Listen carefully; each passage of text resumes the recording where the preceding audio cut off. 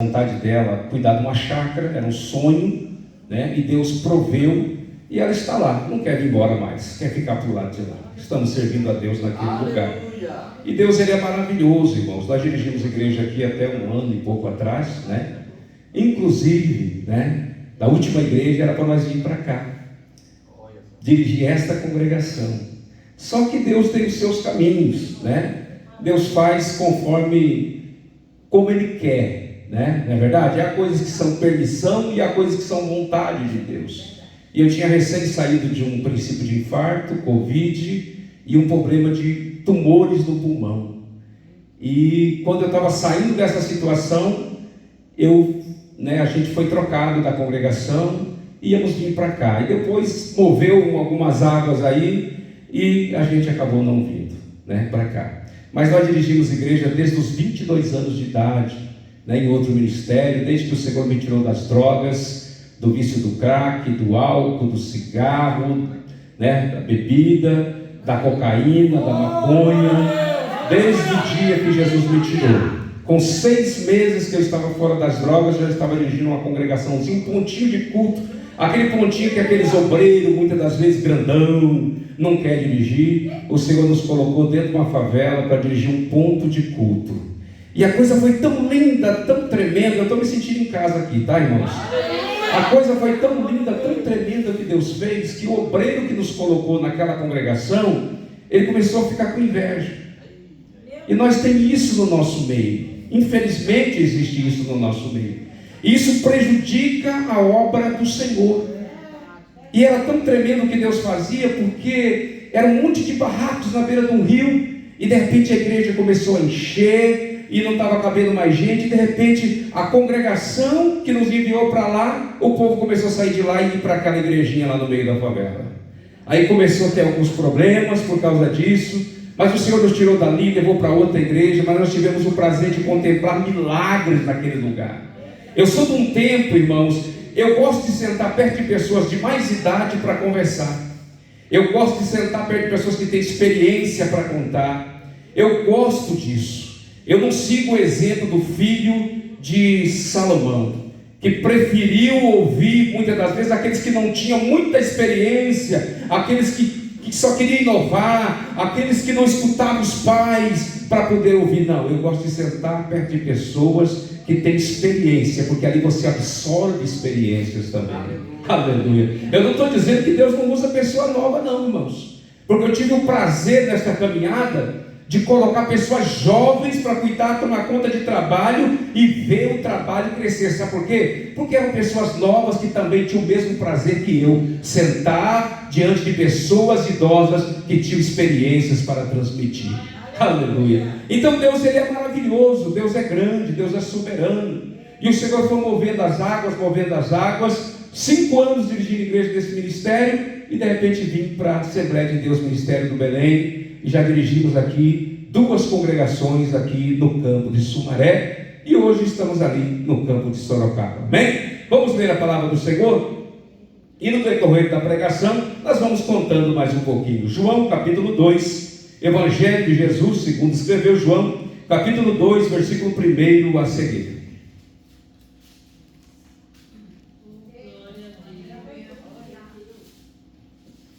Deus, ele é grande, ele é maravilhoso. Aleluia. Todos encontraram? Diga amém? Amém. A Bíblia diz assim: ao terceiro dia realizavam-se umas bodas em Caná de Galileia. Estava ali a mãe de Jesus e seus discípulos. Foram também convidados para as bodas.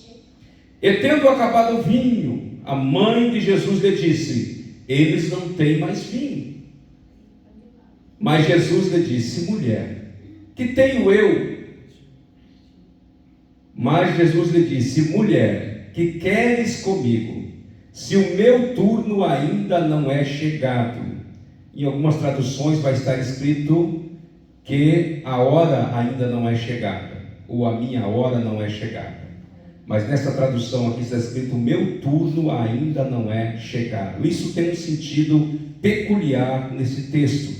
Então a sua mãe disse aos que serviam: fazei tudo o que ele vos disser. Amém? Glórias a Deus. Esse texto, irmãos, conta e fala sobre uma festa, um casamento. Eu creio que todos aqui já participaram de um casamento. Os pais, quando têm os seus filhos, né, zelam, cuidam, aconselham para que eles venham passar por um processo de um casamento, ter uma festa bonita, não é verdade? A noiva se prepara, se preserva para chegar naquele grande dia, ter uma festa linda de casamento. E eu sou pai de 4 filhos, eu sei bem o que é isso, o quanto traz gozo e o quanto dói no bolso, a festa de casamento. Essa é uma grande realidade, não é verdade? Mas traz muita alegria, muito gozo para nós. E a Bíblia vai dizer que ao 3º dia realizavam-se umas bodas em Caná da Galileia. Ou seja, essa festa já estava acontecendo há 3 dias. Porque quando uma noiva casava, vocês podem ver que na passagem onde fala sobre Maria, diz que Maria já estava desposada com José, né? Ou seja, assina-se um contrato, o pai conversa, o pai da noiva com o pai do noivo, e firma-se ali um contrato de casamento. Ou seja, ela está prometida para se casar. Chega o dia do casamento, a festa é longa. Imagina, nós às vezes sofremos com um dia de festa, né? A festa que chega a custar até 50 mil reais. Foi essa festa, esse valor que eu gastei com o casamento do Maico, com aquele pastor que pregou aqui terça-feira passada. Ele tinha muita fé, ele só não tinha dinheiro, mas tinha fé. E com a fé dele nós conseguimos dar um casamento para ele de príncipe. Louvado seja o nome de Jesus. E a Bíblia, ela nos ensina que, como Maria estava desposada com José, e segundo as tradições, os costumes judaicos, a noiva firmava esse compromisso, iniciava-se a festa e chegava o dia final do noivo tomar a sua noiva como esposa, ou seja, levá-la para que fosse desposada. Então o que acontece? No 3º dia Jesus chega na festa, mas a Bíblia vai dizer que Maria foi convidada, e Jesus também. Jesus ele foi convidado em um segundo plano. Maria estava no topo, nesse convite, mas Jesus foi em segundo plano, mas foi convidado. O importante não é como Jesus chega lá, o importante é ele estar na festa.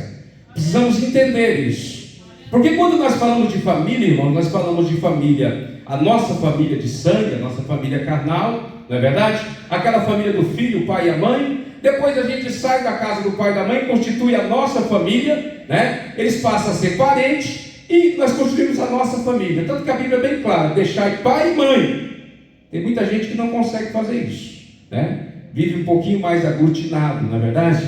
Vai morar no fundo, faz umas 3, 4 casinhas. Tem mãe que gosta e não quer que o filho saia de debaixo da sua asa. Essa é uma grande realidade. Até hoje, tem uma filha minha que mora na minha casa, estava em Portugal, chegou, voltou de lá, Raquel, trabalha com o Ministério Infantil, está morando dentro da casa, da minha casa. Mas ela já tomou posse da casa praticamente. Esse dia atrás ela falou: ô pai, mas o senhor não ia para lá tal dia? Eu falei: não, filho, vai demorar mais uma semana ainda. E eu não vou levar minha cama, senão você vai tomar posse do meu quarto. Então, filho é desse jeito. Tem filho que a gente quer que a gente pudesse, como o pastor Vicente costumava dizer, a gente pudesse, a gente colocava os filhos com um chaveirinho e levava ali cuidando, zelando, puxando a orelha, dando as varadinhas e cuidava, né? Mas eles crescem. Quando nasce aquela belezinha, aquela maravilha, mas chega um dia eles vão crescer e vão chegar num ponto em que vão conhecer alguém e vão se separar de nós. Eu estou vendo aquela jovem lá atrás, agora que eu vi quem que é. Eu percebi assim direito quem que é. Essa jovem não saía lá de casa também. Vivia com os nossos filhos lá, era uma maravilha. Nossa casa era cheia de jovens, era uma coisa linda demais. E hoje ela está aqui, graças a Deus, firme em Jesus Cristo. Isso é importante. Seu esposo, louvado seja Deus pela vida dele. Aleluia. A Bíblia vai dizer que, estando nessa festa, quando o texto nos diz assim, que Maria chega até Jesus e diz que acabou o vinho, imagina a situação da família do noivo, que tinha que bancar tudo. Ele está servindo a festa, estavam servindo lá os seus guisados, os seus de comeres, e bebendo muito vinho, e de repente chega alguém e diz assim: ó, seguinte, acabou o vinho. Às vezes nós como crente vai dizer: acabou o refrigerante, a Coca-Cola já era, né? Até o Dolly não tem mais, e agora? Aí o pai coça a cabeça, começa a pensar o que fazer. Passei por isso também, e sai correndo, vai buscar um lugar aberto, às vezes já está tarde, Porque festa é o seguinte, irmãos, você pode fazer o melhor que for, alguém vai reclamar. Alguém vai sair murmurando. Tinha um dizer dos antigos assim: coma mais para não sair falando. Não tinha um dizer dos antigos que era assim? Coma mais um pouquinho para não sair falando. Mas sempre vai sair falando, ainda que coma mais. Não adianta. Aí imagina a agonia daquele pai, daquela jovem, sabendo que acabou o vinho, e chega até a notícia chega até os noivos. Imagina, acabou o mistério da festa, porque o vinho, ele tinha um símbolo muito grande lá atrás, lá no passado. Tinha um símbolo de muita alegria, tinha um símbolo, né, de gozo. O vinho tinha esse simbolismo. E mais do que isso, era algo que traria muito bochicho, seria vergonhoso para aquela família deixar acabar o vinho. E Maria, vendo a situação, vai até Jesus, porque Maria sabia quem era Jesus, desde o dia em que o anjo falou a vida dela, que nela seria gerado, né, o nosso Senhor e Salvador Jesus Cristo. Então ela chega até Jesus e diz: Jesus, acabou o vinho. E Jesus olha para ela, como eu disse, em alguns textos está diferente, mas o querer, o dizer é o mesmo. E ele diz, né, mulher, o meu turno ainda não é chegado. Eu já vi muitas pessoas ensinando, pregando, que ele está dizendo acerca do seu ministério. Eu concordo até a metade. Mas quando Jesus disse que o turno dele não era chegado, isso trazendo para o lado físico do que estava acontecendo naquela festa, nas festas antigas havia um lugar de honra. Quando você chega nessas festas aí, não tem aquela mesa que é só dos padrinhos, não tem aquela mesa, e tem aquelas mesas, já tem até as plaquinhas em cima, você não pode nem beirar ela, porque é do fulano, porque o fulano é grande, porque é do ciclano, porque o ciclano é grande, e você tem que ir lá, né? Às vezes fica lá naquela última mesinha. E às vezes acontece de você sentar naquela última mesinha e a tua mesinha ser mais rodeada de gente conversando com você do que a mesa do fulano e do ciclano. Sabe por quê? Porque você tem simpatia, você tem brilho do Espírito Santo, porque você tem algo para dar para as pessoas. É desse jeito que acontece. E nas festas antigas não era diferente. Então tinha o lugar das pessoas onde os mais importantes sentavam e ia descendo, tal nível, até chegar no mais baixo. E Jesus estava com os seus discípulos. E os discípulos de Jesus, eles eram pescadores. Eles eram pessoas comuns, simples. Então eles não podiam estar no lugar das pessoas de destaque. E Jesus preferiu ficar com os seus discípulos. Ele tinha tudo para querer ficar lá pertinho da mãe, que era uma convidada de honra. Mas ele fica junto com os seus discípulos.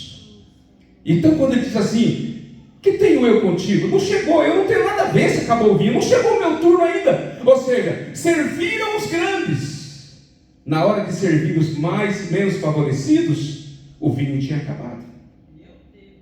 Tinha acabado. Mas ainda não tinham passado lá ainda servindo Jesus. Então quer dizer, era o mesmo que Jesus estivesse dizendo: eles vão dar um jeitinho, vão encher aí de vinho e vão trazer. Quando chegar o meu turno, minha vez de beber, eles vão ao vinho. Foi mais ou menos assim, para que possamos entender. E naquele momento Maria, sabendo quem era Jesus, ela sabia que Jesus não ia deixar aquilo da forma como estava. Sabe por quê, irmãos? Porque a Bíblia diz que a festa era no terceiro dia. O que aconteceu no terceiro dia? A Bíblia ela nos conta que no terceiro dia Jesus ressuscitou. No terceiro dia, o templo que ele disse que seria reerguido, foi reerguido, que era o seu próprio corpo. Então foi no terceiro dia que ele trouxe uma novidade de vida para nós. Louvado seja o nome de Jesus. Foi no terceiro dia. Foi no terceiro dia que nós podemos, irmãos, aleluia, nos alegrarmos, porque nós éramos rejeitados, colocados de lado, nós éramos o pior da sociedade. Mas através daquilo que aconteceu no terceiro dia, hoje eu posso estar aqui dizendo que Jesus é maravilhoso. Foi no terceiro dia. Então tinha que acontecer algo naquela festa de diferente. Sabe por quê? Porque quando Jesus ele é convidado para participar de uma festa, algo diferente precisa acontecer. Aquele casal, eles optaram por fazer algo, ainda que Jesus não estava num lugar de destaque, mas eles optaram por fazer algo que mudaria a história da sua vida, traria uma experiência muito linda no início do seu relacionamento como casal. Por quê? Porque Jesus os ensina e opera ali o primeiro milagre. Foi uma coisa maravilhosa. Então a Bíblia vai dizer que Maria chega e fala assim: olha, Jesus está aqui, fazei tudo quanto Ele vos disser. Foi a única coisa que Maria disse. Tem pessoas que inventam tanta coisa sobre Maria, mas Maria foi a nossa irmã, agraciada, abençoada por Deus, uma guerreira, uma vitoriosa, que passou tantas situações complicadas na época da gestação de Jesus. Porque imagina uma mulher, naquela época, se achar gestante. Tinha aproximadamente 13 anos de idade, 13, 14 anos de idade, mais ou menos era a idade de Maria. Aleluia. Até hoje, em muitos lugares do Oriente Médio, as mulheres se casam com 12 a 13, 14 anos, até hoje. A minha mãe casou com 14 anos, mas porque praticamente fugiu de casa. Foi mais ou menos assim, né? Antigamente tinha aquele negócio de roubar, não é verdade, irmão? O cabra tinha muita vergonha de falar com o pai da noiva, ia lá e roubava a noiva.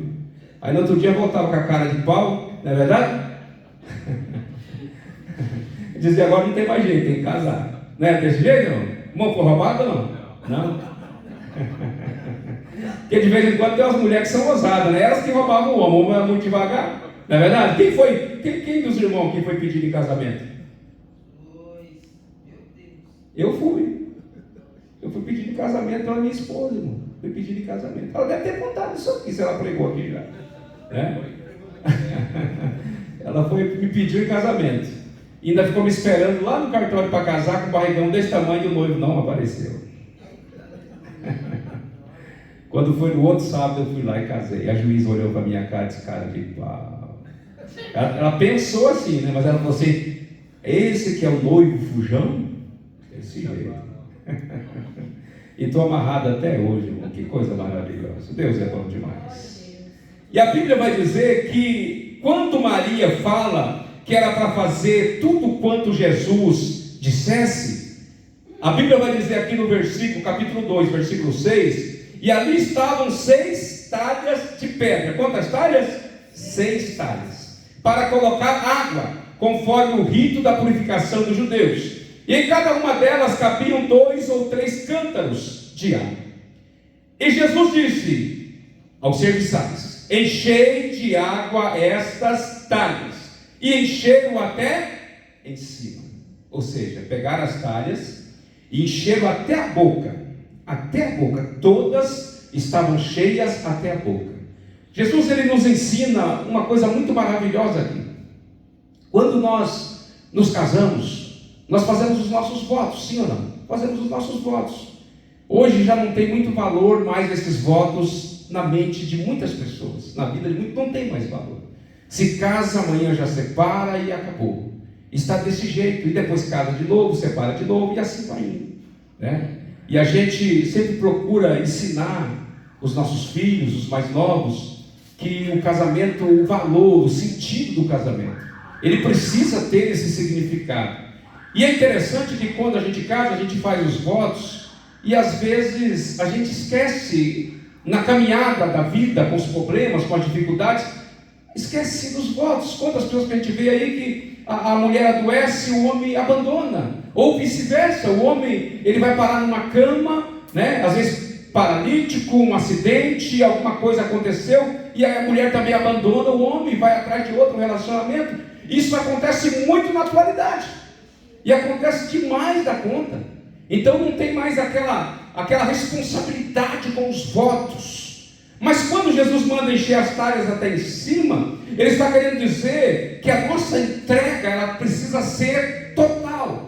A nossa entrega, quando nós assumimos um compromisso de iniciarmos uma família, ela precisa ser total. Eu conheço homens que precisavam estar ao lado da cama de Davi, quando Davi estava prestes a morrer, e Salomão, ele chega até a beirada do leito do pai, e o pai pega, eu posso imaginar Davi chegando assim, mais que pegando assim no colarinho de Salomão, e dizendo assim: Salomão, meu filho, seja homem. Seja homem. Foi o que Davi falou para ele: seja homem. Quando Davi fala isso, está dizendo assim, ó, seja responsável pelo cargo, por tudo aquilo que Deus está colocando nas suas mãos. E hoje, irmãos, estamos vivendo um tempo de uma mescla, uma mistura tão terrível. Eu escuto de vez em quando aquele pastor Cláudio Duarte, ele fala assim: se tu encontrar um homem, casa logo, porque está em extinção. Está difícil. Homens com responsabilidade. Eu já aconselhei pessoas e já convivi com pessoas que muitas das vezes entra dentro do supermercado, ele leva um carrinho e a mulher leva outro. E ele fala assim: aquilo que tu pegar, tu paga. Por quê? Cadê a responsabilidade com o lar, com a família? O mantenedor da casa. Isso não está tendo mais. Irmãos, estamos vivendo um tempo de tanto homem preguiçoso, irmãos, que isso dói na gente. Dói. Preguiçoso, não faz nada, não quer trabalhar. E às vezes vive até às custas da esposa. Aonde deveria biblicamente ser diferente. Louvado seja Deus quando a esposa trabalha, o esposo trabalha e os dois dividem as contas, né? Os dois repartem. Isso é manter a talha cheia até a boca. A entrega precisa ser total. Não, tem pessoas que casam hoje, mas querem continuar vivendo uma vida de solteiro. Casa, não, mas eu tenho meus amigos, eu tenho minhas amigas, as minhas companhias, e quer viver uma vida de solteiro. Não é verdade? Está completamente errado. A talha não está cheia até em cima. O compromisso não está completo. Não pode ser desse jeito. Eu vivi, irmãos, quando eu tinha 18 anos, o Michael nasceu. O meu filho tinha 18 anos. Nós vivíamos amigamos. Mas Deus tinha um plano na nossa vida. Tinha um propósito na nossa vida. Eu não sabia às vezes o que era chegar em casa, fazer uma compra e colocar dentro de casa. Porque eu era viciado em drogas. Sempre trabalhei, roubei, mas sempre trabalhei, nunca fui preguiçoso. Porque meu pai, desde 6 anos de idade, eu me lembro, cada um em casa tinha uma enxada e precisava carpir. Meu pai chegava nos terrenos vazios: vamos carpir. E dali saía feijão, milho, saía mandioca, dali saía tanta coisa, até arroz a gente colhia. E meu pai dava uma tarefa, quando chegava de tarde tinha que estar pronto. Hoje não. Hoje o cabra fica o dia inteiro jogando os seus joguinhos, o dia inteiro às vezes batendo perna na rua, e o pai e a mãe às vezes não falam nada.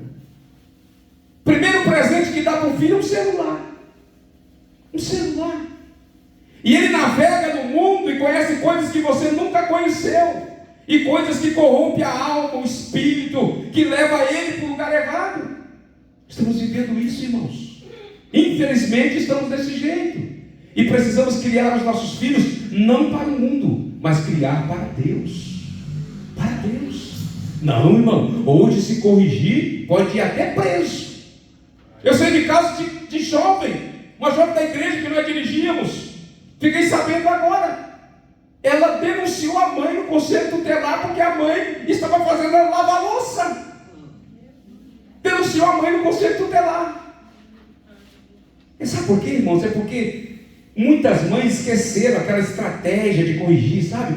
Meu filho tem que ir para a escola, não dá para tomar sua Bíblia, fala sobre a varinha verde. A Bíblia fala. Sabe o que nós fazíamos? Quando as crianças começavam a desobedecer, levavam a surra na sexta-feira, porque daí no sábado e domingo as manchas saíam, as marquinhas da vara saíam, e na segunda-feira estava maravilha, irmão, para ir para a escola. Era assim que a gente fazia. Era desse jeito. E hoje está aí, uma cuida do ministério infantil, um é pastor, o outro está firme na igreja, graças a Deus casou, nasceu o filho dele agora, e a outra está lá para o lado de Campinas, também esposa de pastor, e canta e prega por aí afora. Será que deu certo, irmão? Tem defeito? Tem. Comete erros? Comete. Mas a nossa parte como pai de família, nós fizemos. Aleluia. Precisamos fazer. E se der bobeira hoje, a gente puxa ele. Puxa. Não fala, irmão, não falam não. Só se for longe. De vez em quando a gente se reúne, senta na mesa, eles começam a contar coisas que eles conseguiram fazer e esconder de nós. Eles começam a contar aquela vez no mercado, aquele chocolatezinho, aquele salgadinho, porque não tinha condição mesmo. Então de vez em quando, e quem que nunca fez isso? Só que se a gente soubesse, fazia levar lá. Não podia chegar com nada estranho em casa. Por quê? Porque a talha, ela precisa estar cheia, para que o Senhor possa operar o milagre. A nossa parte é nós que precisamos fazer. E quando a Bíblia diz para encher as talhas na vida financeira. A talha precisa estar cheia. Na vida conjugal, a talha precisa estar cheia. Na vida espiritual, a talha precisa estar cheia, irmãos. Precisa. Jesus, precisa. Aleluia. Às vezes eu conto um pouco do testemunho, porque quando eu estava perdido, todo mundo me virou as costas. A minha mãe me virou as costas, meus irmãos me viraram as costas. E eu estava entregue, minha mãe falou, tomara que seja preso logo. Era assim que minha mãe falava. Minha mãe era crente. Era crente. Tomara que seja preso logo. Desse jeito. Sabe quem cuidou de mim? Sabe quem lutou pela minha vida? A minha esposa. Então chegou um tempo na minha vida, eu tive vontade de ter um carro, eu tive tal carro, eu consegui construir a nossa casa, graças a Deus, consegui criar os meus filhos, casar todos os meus filhos, ajudá-los financeiramente, um pouquinho a cada um. E chegou um dia minha esposa disse assim, eu quero uma chácara, eu quero morar numa chácara. E eu disse, agora eu vou abrir mão dos meus sonhos, da minha vontade, e vou investir na vontade dela. Porque foi a única pessoa que não virou as costas e lutou por mim. Então a gente precisa ser grato com algumas coisas que uma pessoa que está do nosso lado fez pelas nossas vidas. O que eu vejo de tantos casais, irmãos, se separando por falta de gratidão, por falta de comunhão, de amor, de um abrir a mão de uma coisa por causa do outro. Isso acontece na atualidade. É verdade? Não, eu quero tal coisa e não abro mão de tal coisa. O outro também não abre mão e acaba separando. Eu estava com um propósito, uma vontade de comprar uma caminhonete que, olha, meu Deus do céu. Estava aqui e estava quase chegando lá. Aí veio a história da chácara. Aí quando veio a história da chácara, quando ela teve a primeira proposta, era 25 mil. Não conseguimos comprar. Vamos esperar mais para frente. E veio. Deus preparou, compramos a chácara por 95 mil. Entreguei na mão dela e disse, a chácara é sua. Não, mas seu nome tem que ir lá como é que fala? Na escritura também. Eu falei, se pudesse nem colocar, deixava só o nome dela. Aí só que eu achei que a chácara ia demorar para nós ir para lá. E de repente ela já está lá. E eu não posso dizer não, sabe por quê? Porque ela abriu mão de tantas coisas pela minha vida. Ela abriu mão de muitas coisas para que nós pudéssemos ser família hoje. Eu chegava em casa de madrugada, irmãos, a gente ia correndo de gente, atirando atrás de mim, levava tapa de polícia, revólver na cabeça. E eu chegava em casa, o que ela estava fazendo? Ela estava orando em meu favor. Aleluia! Ela estava fazendo investimento, enchendo as talhas, estava fazendo investimento na família. Então hoje o que eu posso fazer, eu faço. Dentro das forças que o Senhor nos der, nós vamos fazendo. Para quê? Porque agora é só nós dois. Esses dias atrás, quando a minha filha não estava em casa, nós éramos em 6, de repente foi saindo um, foi saindo outro, foi saindo outro, foi saindo outro. Aí ficou uma casa, 3 quartos, sala, cozinha, um sobrado. Aí um dia eu falei para ela, pronto, agora dá tempo para nós brincar de esconde-esconde, que só está nós dois em casa. Não é verdade, irmão? Falei, agora a gente volta novamente a viver uma vida de namorados, porque só estava nós dois em casa. Aí de repente encheu a casa de novo. Agora está nós dois de novo na chácara. Louvado seja o nome de Jesus. Mas vamos procurar encher as talhas, porque se nós enchemos, o milagre acontece. Se aqueles serviçais não tivessem obedecido e colocado água até em cima nas talhas, o milagre jamais iria acontecer. E quando eles colocam a água na talha, Jesus simplesmente diz assim, agora que as talhas estão cheias, vão e deem ao mestre Sala. Quem era o mestre Sala? O mestre Sala, irmãos, ele simbolizava o casamento civil. Ele simbolizava o camarada que estava cuidando da festa. Então tudo passava por ele. E até nisso, Jesus, ele respeita. Jesus não podia, não foi ele que transformou a água em vinho? Ele não podia simplesmente falar assim, leva e distribui para o povo, porque esse é o melhor vinho, foi eu que transformei. Não. Ele nos dá uma lição, como foi lido aqui, aprender de mim que sou manso e humilde de coração.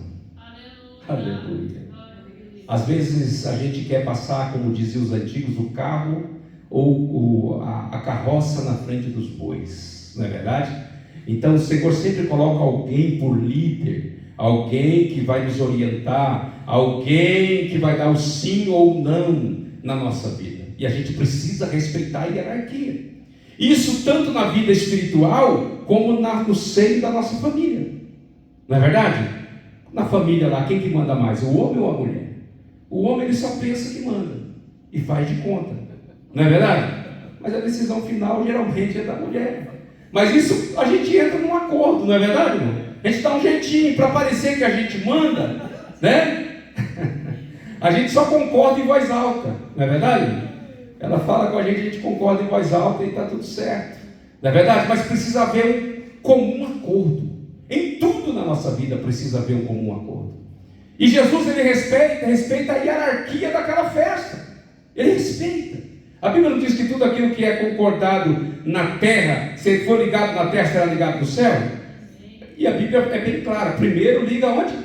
Na terra. Depois liga no céu. E Jesus deu um grande exemplo sobre isso. E ele pega e diz assim, ó, vai agora e dá um mestre-sala. Quer dizer, é ele que vai mandar distribuir. Se foi aprovado ou não. Irmãos, eu já vi situações em igrejas que às vezes algumas lideranças que são colocadas assim à direção de Deus, eles preparam às vezes a festa, eles preparam tudo, e o pastor é o último a ficar sabendo. É o último a ficar sabendo. O último a tomar conhecimento do que está acontecendo. Tem pessoas que às vezes, em algumas congregações, eles tomam as suas decisões às escondidas e não procuram a orientação do líder. Precisamos mudar isso, precisamos ser diferentes. Por isso que eu disse que eu estou me sentindo em casa. Irmãos, eu gosto de conversar com a igreja ou pregar como se eu estivesse entre família, porque nós somos uma grande família. Nós somos. Todas as igrejas que nós passamos, era tão gostoso, porque os cultos de doutrina se tornava ali uma conversa. Às vezes as pessoas perguntavam, às vezes as pessoas, a gente respondia, e a gente sempre tem alguma coisa para aprender com alguém. Sempre, nunca sabemos de tudo. E Deus usa às vezes o menorzinho da igreja para falar conosco, para nos orientar. Aleluia, precisamos entender isso. Mas hoje às vezes as pessoas não se sentem mais como uma família. Eu não sei para que céu algumas pessoas, alguns crentes vão. Por quê? Porque já não há mais respeito. A Bíblia é bem clara. Você precisa entender e olhar para o seu semelhante como ele sendo superior a você. E nós sendo servos de todos. A cada degrau que subimos. Hoje, pela misericórdia de Deus, eu fui consagrado a evangelista. Mas irmãos, eu olho para mim assim, eu me sinto o diácono. Quando eu cheguei na igreja ali em Piramboia, onde nós estamos congregando agora, uma igreja, um lugar pequeno, um vilarejo pequeno, e lá não tem quase obreiros. Então, de vez em quando, desce um presbítero do altar e fica lá na porta. Irmãos, eu amei isso. Sabe por quê? Porque parecia assim que era mais gostoso quando a gente ficava na porta recebendo o povo. Pode Senhor, e leva água, traz água, e recebe um, recebe outro, recebe visitante. Irmão, isso é maravilhoso, irmãos. É muito bom. Às vezes uma saudação lá na porta, ele é o estupim para uma pessoa tomar uma decisão para se encontrar com Jesus. É, como você é recebido lá na porta. É assim que acontece, porque somos uma grande família. E a Bíblia vai dizer que quando o mestre-sala, ele serve aquele vinho que Jesus transformou, aquela água que Jesus transformou em vinho, e leva para, ele bebe aquela água, aquele vinho, ele chega até o noivo e diz assim: rapaz, você fez diferente dos demais. Porque os demais, geralmente, eles servem o bom vinho no começo. E depois que o povo está meio alto, quem já bebeu vinho aqui? Quem já tomou vinho aqui? Tem umas irmãs aí que viravam um garrafão. Graças a Deus que estão libertos. Não é verdade? Porque você começa a beber, o álcool começa a subir, depois você toma qualquer coisa que vem pela frente. Tomaria qualquer coisa. Por quê? Porque você já perdeu o quê? O paladar. O paladar, você já perdeu o paladar. Então qualquer coisa que vier já era. Vai beber. E quando ele usa essa expressão, diz assim: serve primeiro o bom vinho e depois serve, o inferior. Mas você fez diferente. Por quê? Porque onde Jesus chega, irmãos, o negócio tem que ser diferente. Precisa ser diferente. Aleluia. Precisa ser. E a Bíblia vai dizer, esse diferente, irmão, não está dizendo que o vinho, a água que Jesus transformou em vinho, isso é um estudo bem detalhado que precisa se ter, e principalmente buscando nos originais, com as traduções certinho, mas eu tenho uma plena convicção, O vinho de Jesus era bom, mas não era embriagante. Eu tenho essa convicção comigo. Não era embriagante, mas era bom. E a Bíblia vai dizer que começaram a falar assim: e você deixou para servir o melhor vinho no final da festa. No final. E é tão interessante que quem não tinha tomado vinho ainda? Os discípulos, os pescadores, os simples, os mais pobres, os mais humildes. Eles iam tomar, ainda que os grandes tomassem, mas o vinho que eles beberam era melhor do que o que foi servido primeiro. Não entendeu? Eu quero te explicar. Às vezes tem pessoas que olham na gente assim, né, irmão? Desfazer da gente. Aí Jesus prepara o melhor vinho para a nossa vida. Aleluia. Ele prepara o melhor, irmãos, o melhor, o lugar de destaque. Aleluia. Quantas vezes a pessoa vem te humilhando. Aí Deus prepara uma situação para você ser exaltado na frente, no meio daqueles que te humilharam. Não é que a gente deseje isso, irmãos. Longe de mim. Eu conheço gente, irmão, que já jogou pedra, já perseguiu, já falou mal, já caluniou, já bateu, já fez de tudo para parar o meu ministério. Só que tem um porém. Quando Deus começa a dar uma arrochada nele, sabe o que eu faço? Jesus, continua o teu trabalho, transforma aquele coração. Eu não posso ter prazer no sofrimento daquele a quem Jesus está corrigindo. Nós não podemos ter prazer. Sabe por quê? Porque senão Jesus para o processo. Sabe por quê? Ele não está fazendo aquilo por minha causa, está fazendo por amor da alma da pessoa. Precisamos entender isso. Quando você castiga o seu filho, você não está fazendo por você, está fazendo pelo amor que você sente pelo seu filho. É por isso. Então precisamos entender isso. Nós não batemos nos nossos filhos por prazer de bater. Não, é para corrigir e andar nos caminhos certos. É assim que nós fazemos. Então quando Deus começa a corrigir, deixa Deus corrigir. Não pede misericórdia, mas diga: Senhor, continua trabalhando, Senhor, continua operando, transforma a vida dele, transforma o coração dele, aquele coração duro, não é verdade? Agora a gente começa a chamar de fariseu. Mata mesmo esse miserável, Jesus, ele pisou de mim. Não pode ser desse jeito, não é verdade? Não pode ser dessa forma, porque ele também é irmão meu, é irmão seu, e tem direito da salvação, e Jesus quer que ele seja salvo. E a Bíblia vai dizer que aquele casamento, com este milagre, Jesus ele deixa um exemplo muito lindo para a nossa vida. Quando o casal inicia uma família, a família vai crescendo, com o passar do tempo, às vezes o filho para de obedecer à mãe, ou o pai e a mãe provocam a ira no filho, e a Bíblia repreende isso também, chama a atenção dos crentes acerca disso. Nós precisamos entender uma coisa: o bom vinho no relacionamento do casal, de pai para com filho, filho para com pai, o bom vinho precisa sempre ser renovado nas nossas vidas. Sempre. Não tem aquele casal que quando casa anda de mãozinha dada na rua, é aquela maravilha, não é verdade? Passa um tempo, um anda 5 metros para frente e o outro mais 5 para trás. Já não anda mais junto. Já não tem prazer de sentar na mesa, conversar, tomar um cafezinho. Não tem mais. Irmãos, isso é até que a morte os separe. O bom vinho de Cristo continua, irmãos, na nossa vida. E precisa ser renovado. Um dia eu estava passando por uma situação bem difícil. E comecei a dar uma esfriada, irmãos, aquela luta, uma luta espiritual, e só Deus. E um dia Deus me deu um sonho. E naquele sonho, Ele me mostrou a minha esposa. E a minha esposa, ela tinha 14 anos, que era a idade que a gente começou a namorar. Por carta, viu? Por carta. Vocês são da época da carta? Por carta. Era gostoso demais. O amor era mais intenso. Porque você escrevia hoje, só daqui quase 30 dias para vir a resposta. Se o carteiro não errasse seu endereço aí. Era uma maravilha. E o Senhor me mostrou ela novinha. E quando o Senhor me mostrou ela, eu me sentia muito apaixonado pela minha esposa naquele sonho. Uma coisa tremenda. E eu acordei. Quando eu acordei, o Espírito Santo de Deus falou comigo: eu quero que você volte ao primeiro amor. Deus me mostrou algo físico para me alertar de algo espiritual. Ou seja, assim como eu senti enamorado por aquela jovem, que eu se apaixonei com 14 anos de idade, estamos juntos até hoje, também o Senhor queria aquilo para com a sua obra. Por que a Bíblia diz: marido, amai as suas esposas como Cristo amou a igreja? igreja. Igreja tem defeito? Sim ou não? A igreja tem defeito e bota defeito nisso. Igreja adoece? Adoece, enferma espiritualmente. Temos muitos problemas na igreja. E entre o casal, tem problema, sim ou não? Sim. Então, por isso que Cristo deixa o exemplo. Amai as vossas esposas como Cristo amou a igreja. Tendo defeito, não tendo defeito, o amor, o bom vinho, precisa ser vivificado a cada dia. Precisa.